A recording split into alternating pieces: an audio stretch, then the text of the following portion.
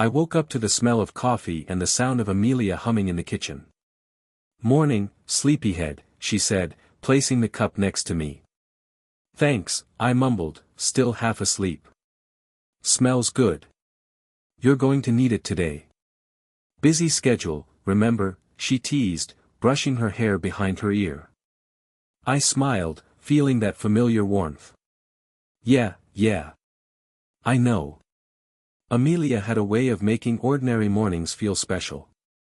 I watched her pour her own cup, noticing how her eyes caught the sunlight.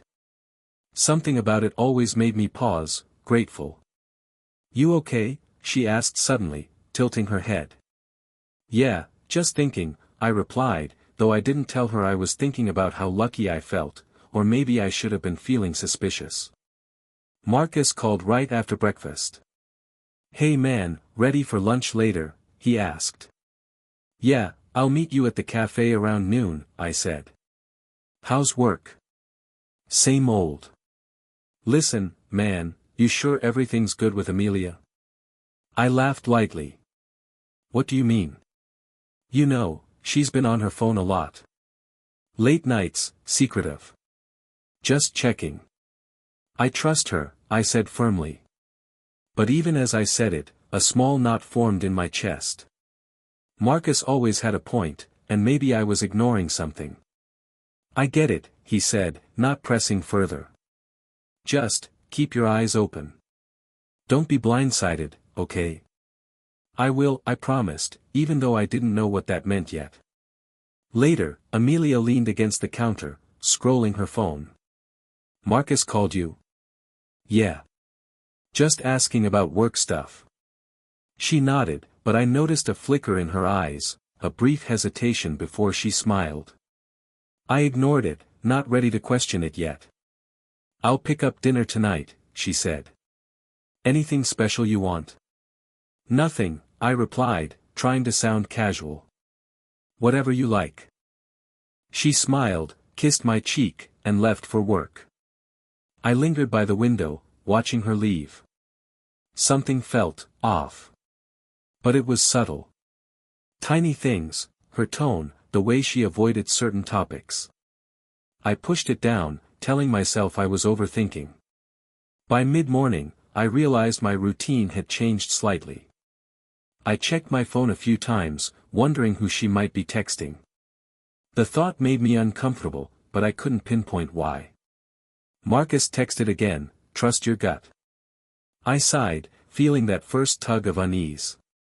The day seemed ordinary, but somewhere under the surface, the calm was breaking. I just didn't know it yet.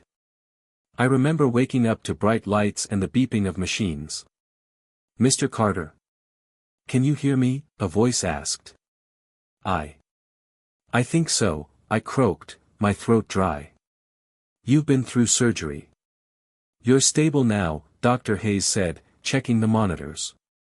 "Take it slow." Where's Amelia?" I managed, panic creeping in. "She's outside," a nurse replied softly. I tried to sit up, but a wave of dizziness pushed me back. My head felt heavy, and my chest burned. Marcus appeared at my side a few minutes later. "Dude, how are you feeling?" he asked, though his eyes scanned the room nervously. I don't know," I admitted. "Why wasn't she here?" I thought. Marcus hesitated. "Look. I heard she took a call while you were in surgery. From a man. Not anyone I know." "What?" My voice cracked. "While I was on the table?" "Yes. I'm sorry, man. I didn't know how to tell you before." I could feel my stomach twist. Why would she do that? I was dying. "I don't know," Marcus said quietly. "I just know it happened." I shut my eyes, trying to block out the betrayal. The trust one had in her felt like it was dissolving in front of me. I can't believe this," I whispered, my hands trembling. Dr. Hayes approached, checking my vitals. "You need rest. Your body isn't ready for emotional stress right now."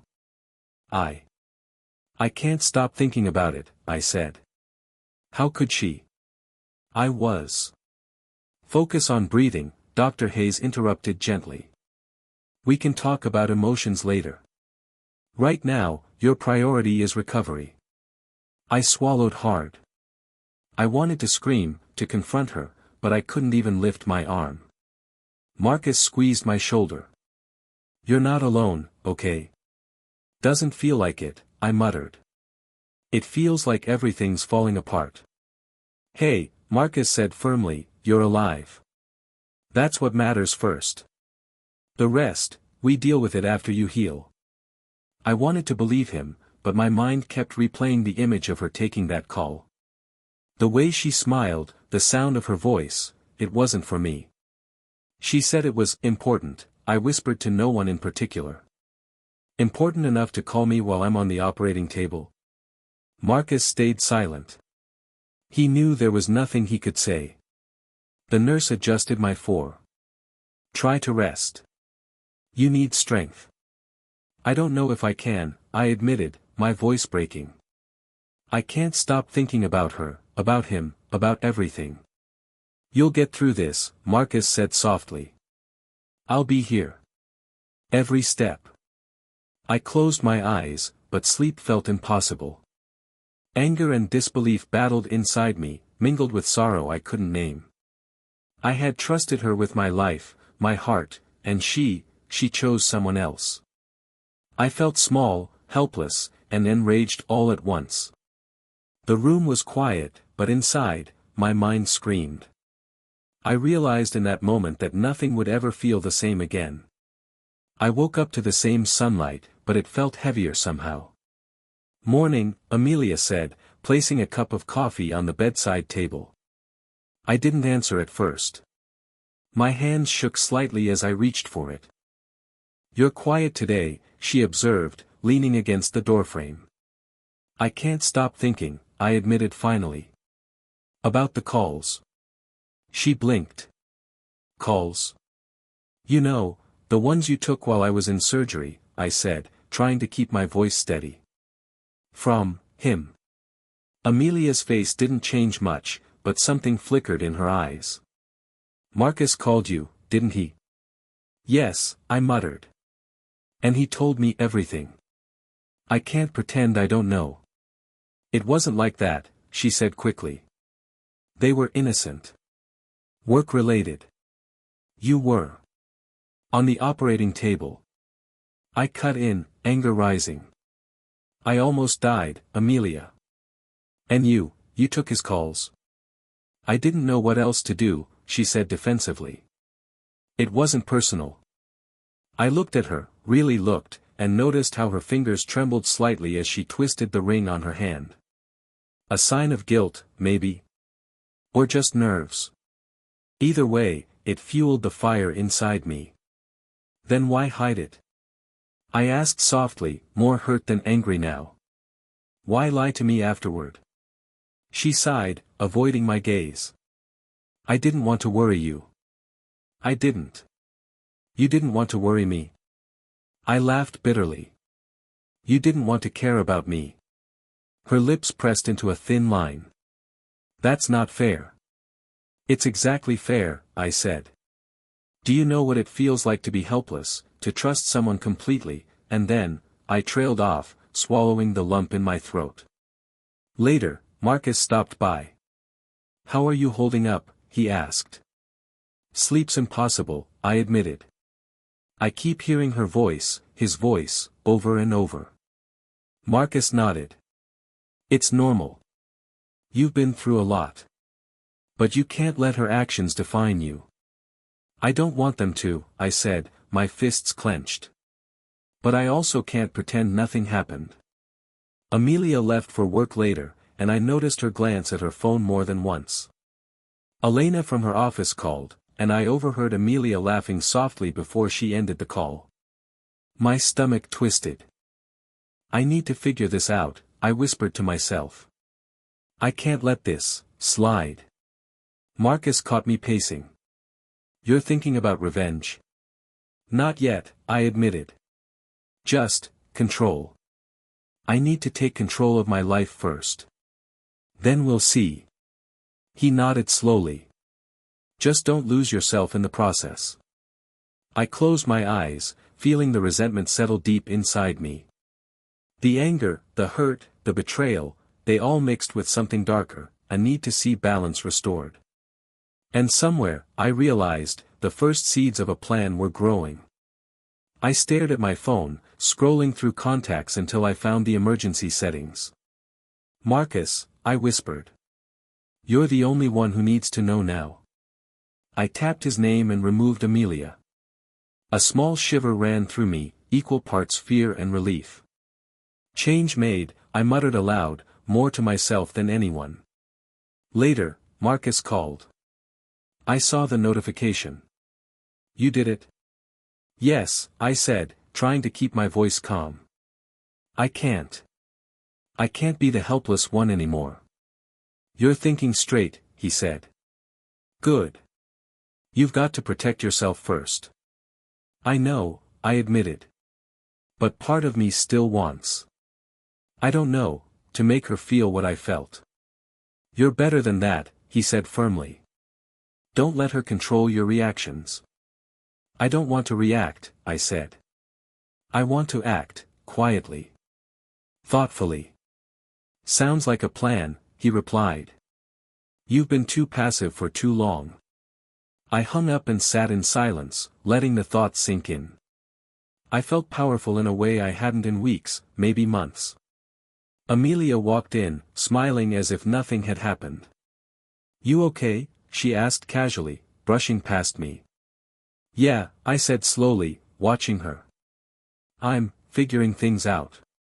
Figuring what out? She pressed, tilting her head. I shrugged, pretending nonchalance. Life. Choices. Boundaries. She laughed softly, a little too nervously.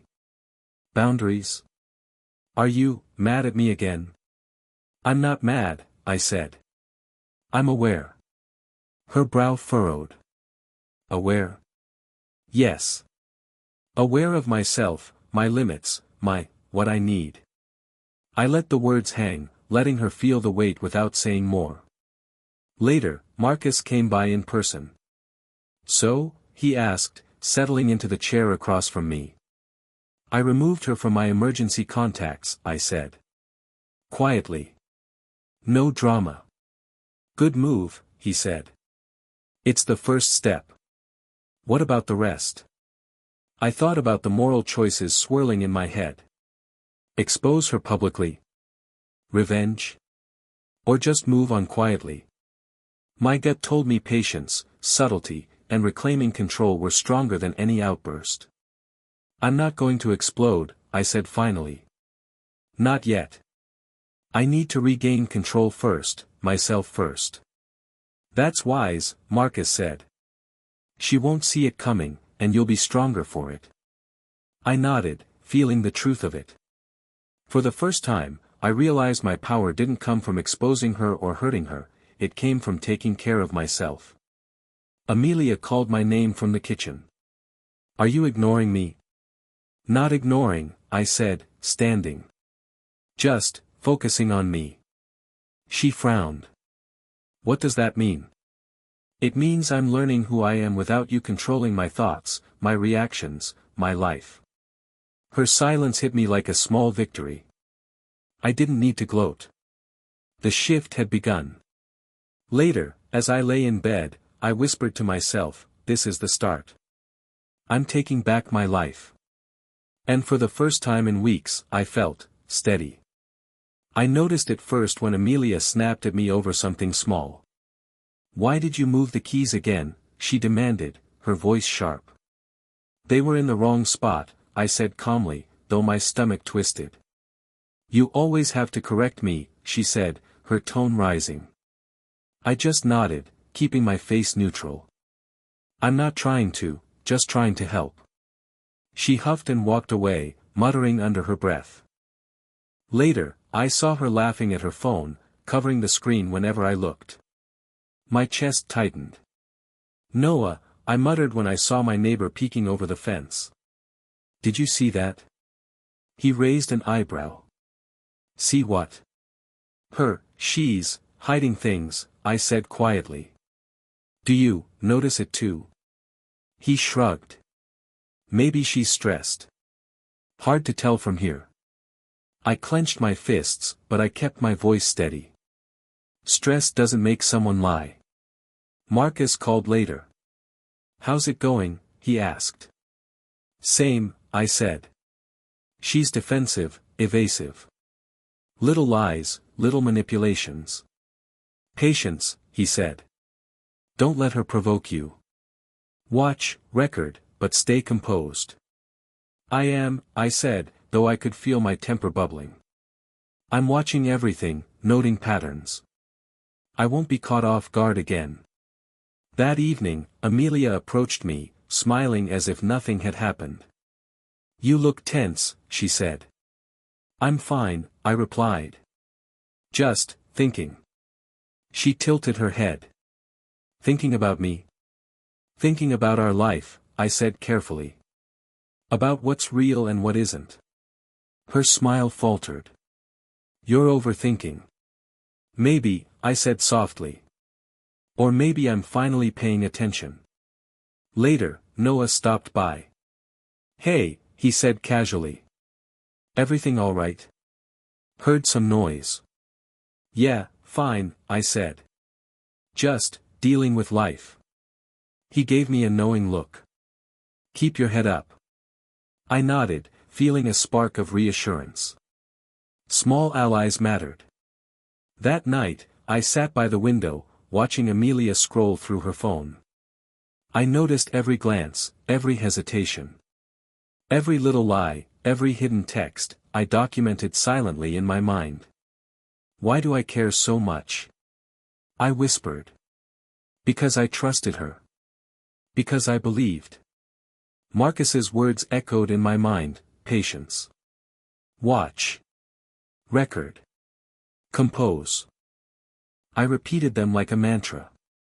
I realized then that my power wasn't in confronting her immediately, it was in being strategic, in controlling my reactions, in reclaiming my life quietly. Every manipulation she tried, every defensive lie, only strengthened my resolve. She won't see me coming, I murmured, and when I do, she'll regret underestimating me.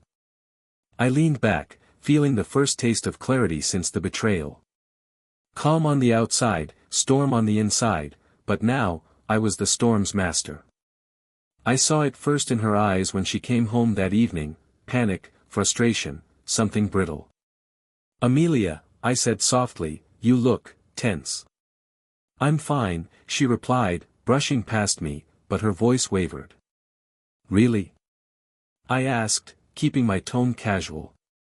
Because you don't sound fine. She hesitated, twisting her hands. It's work. Nothing you need to worry about. Is it that project you've been hiding from me? I asked carefully.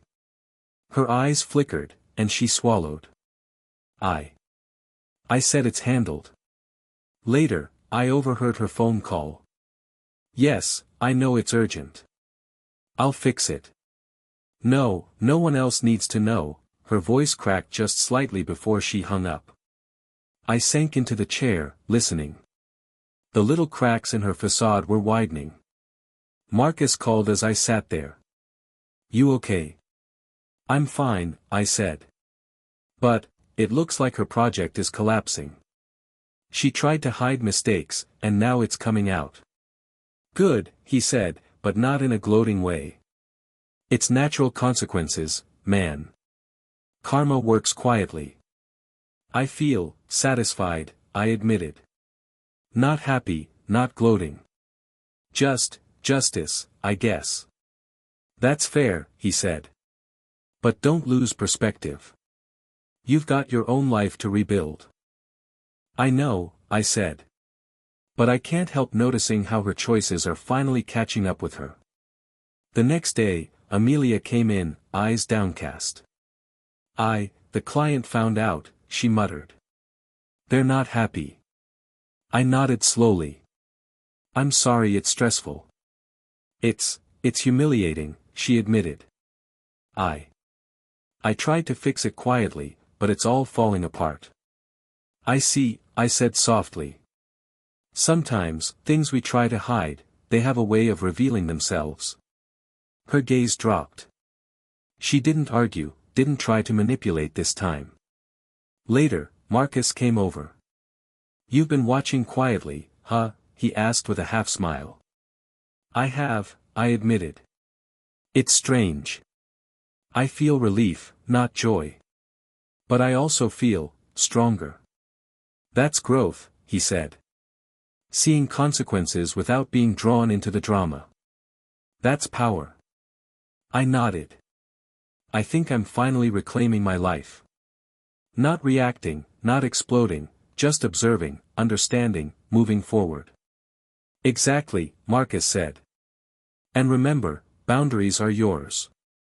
She doesn't get to cross them without consequence. I know, I said, letting the words sink in. I feel it, slowly, like a weight lifting. Later that night, I found myself sitting quietly, thinking about the way her deceit had backfired. I don't need to ruin her, I whispered to myself. Life is already doing it. I just need to focus on me. The quiet satisfaction was bittersweet, tinged with lingering heartbreak. The trust I'd lost, the betrayal I'd endured, it wasn't gone, but it was no longer controlling me. Amelia came into the room briefly, avoiding my eyes. Dinner's ready, she said softly. Thank you, I said. And I meant it. Not because of her, but because I had finally regained control over my reactions, my emotions, my life. I leaned back, closing my eyes. This is the start of something new, I whispered. Justice isn't about revenge. It's about balance, and I'm finally finding mine. I saw her first at the office party, standing there as whispers circled around. Amelia, I said, my voice low but firm. She turned, startled, and then tried to smile. I didn't expect you here. You didn't expect me because you thought no one would find out, right? I said, stepping closer. Her face paled. I can explain. Explain. I laughed bitterly. You hid mistakes, lied about work, tried to cover everything.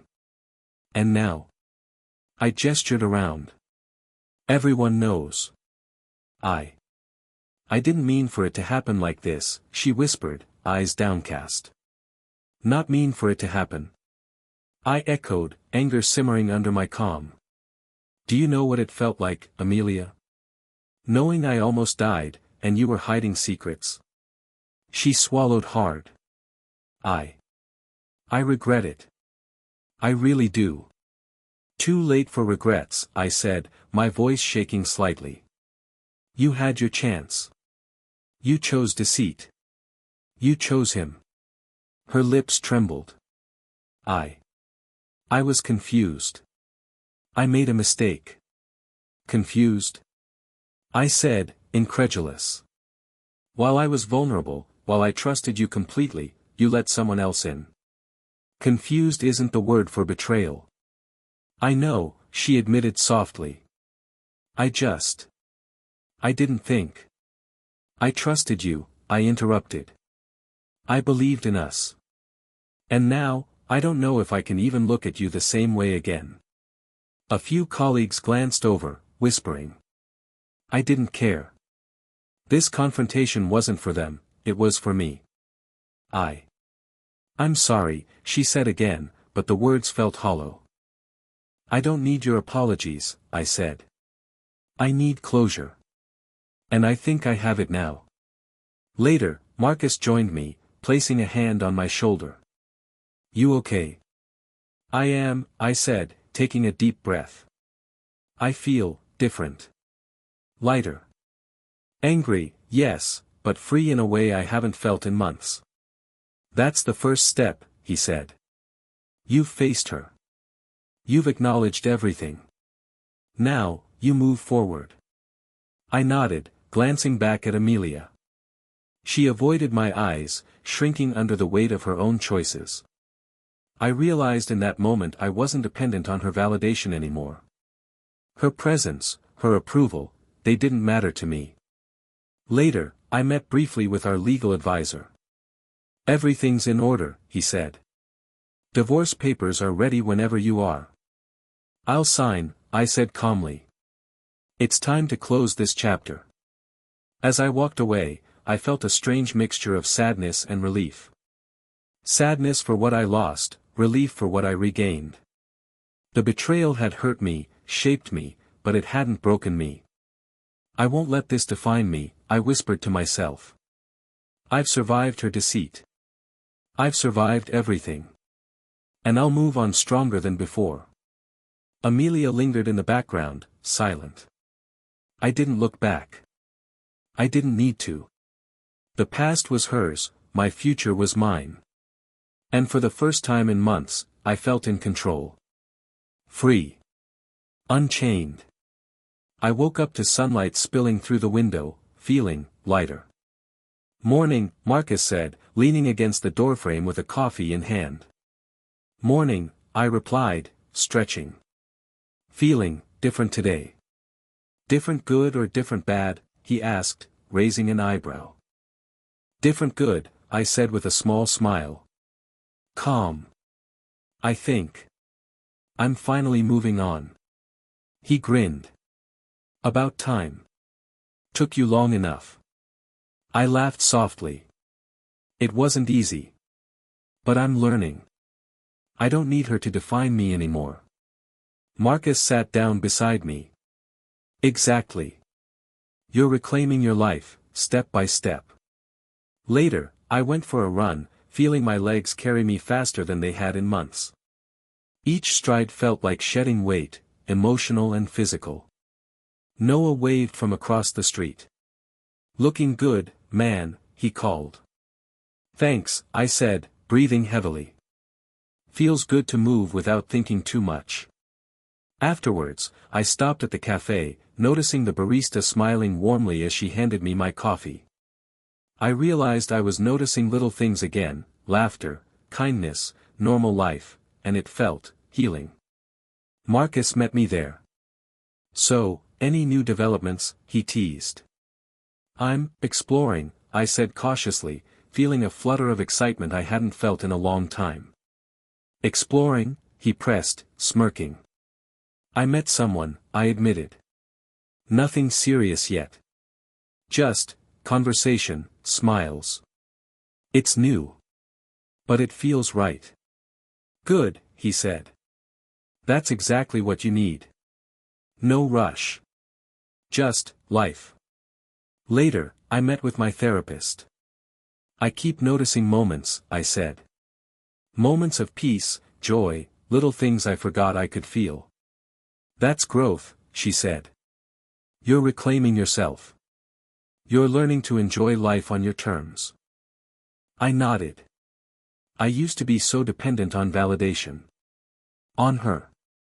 Now, I feel like I'm discovering who I am without all the noise. That night, I went for a walk, recalling the nights I had spent awake after the betrayal, tormented, angry, broken.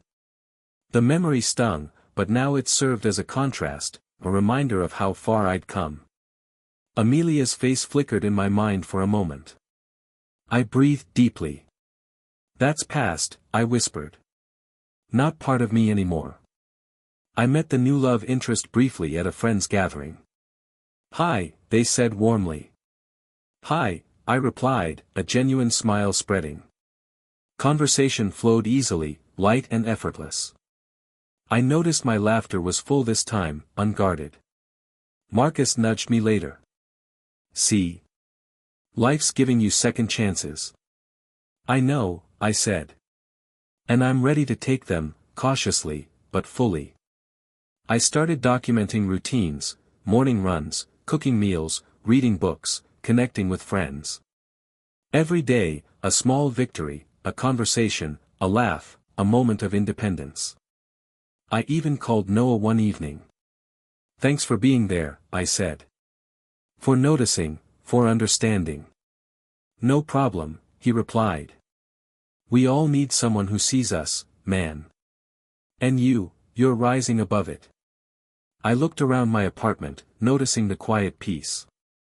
The silence was no longer oppressive, it was comforting. I was filling it with my own choices, my own growth.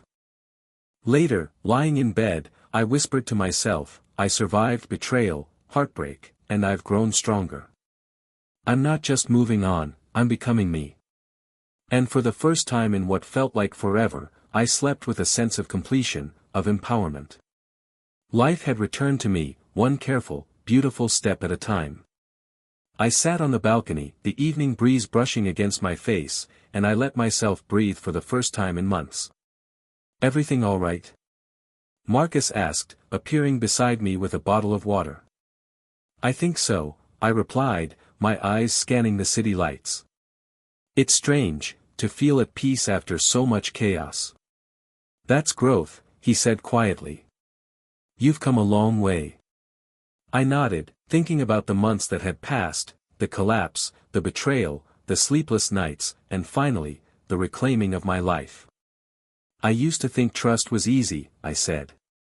I gave it freely, assuming it was safe. I thought love meant sacrifice without question. Marcus chuckled softly. We all learn the hard way. Sometimes the lesson hurts before it teaches. I know, I said, leaning back. But I've learned more than that. I've learned boundaries matter. Self-respect matters. And I can survive even when someone I loved betrays me. He smiled. And that's powerful. That's real strength. I remembered Amelia's face when I confronted her for the last time, her regret, her hesitation, the way she couldn't deny what she had done. She's sorry, I said softly. But it's too late. I can't go back to what we had. I don't want to. And I don't need to hear apologies to move forward. You've embraced closure, Marcus said. That's rare. I looked out at the horizon, letting the words sink in. Closure isn't about forgetting, I murmured. It's about understanding. Understanding that her choices were hers, and my life, my happiness, is mine. The memories surfaced, though, the night I collapsed, the helplessness, the panic, the anger. I shivered slightly, but not from fear, just from remembering how much I'd endured. Noah stopped by today, I said, changing the subject. He noticed the difference in me. He said I seem lighter. Happier. Stronger. That's because you are, Marcus replied. You're no longer reacting to her drama. You're living for yourself. I see it now, I said. Every betrayal, every sleepless night, every hurtful word, it led me here. Not to bitterness, but to clarity. To self-awareness. And what about new connections? Marcus asked cautiously. I smiled faintly. I've started talking to someone new. It's light, easy, no pressure. But I'm learning I don't need anyone to define me. I'm not chasing love. I'm letting it come if it fits. For now, I'm focusing on me. Exactly, Marcus said. Healthy boundaries, strong sense of self. That's where real love begins, love for yourself first. I took a deep breath, letting the night air fill my lungs. I've also realized the importance of noticing little things. Moments of kindness, laughter, small victories. Life isn't just the big betrayals or heartbreaks, it's the quiet growth in between. And you've embraced it, he said. I have, I admitted. Even Amelia. I feel a strange pity, not anger. She's lost the chance to grow alongside me. She's learned her lessons, painfully. But that's hers. Mine are different. Mine are about rebuilding, reclaiming, becoming better. Marcus nodded, and for a moment, we sat in silence, watching the city twinkle below. I think the hardest part, I said after a pause, was letting go of needing her approval. I used to think life wasn't complete without it. Now I see that life is complete because I choose it, day by day. That's real freedom, Marcus said softly. I smiled, feeling a deep warmth inside. Freedom, empowerment, self-respect. These aren't just words anymore. They're actions. Choices I make, every day. And you've mastered them, he said, standing to leave. Keep going. Don't stop now. I won't, I said. And I meant it. As the night settled, I whispered to myself, I survived betrayal, heartbreak, and despair. I've grown stronger, wiser. I've reclaimed myself. And this is just the beginning. I looked at the stars, feeling their calmness seep into me. My past hurt would always be there, a shadow perhaps, but no longer a chain. I smiled. The weight had lifted. I had grown. I had survived. And for the first time in forever, I felt whole.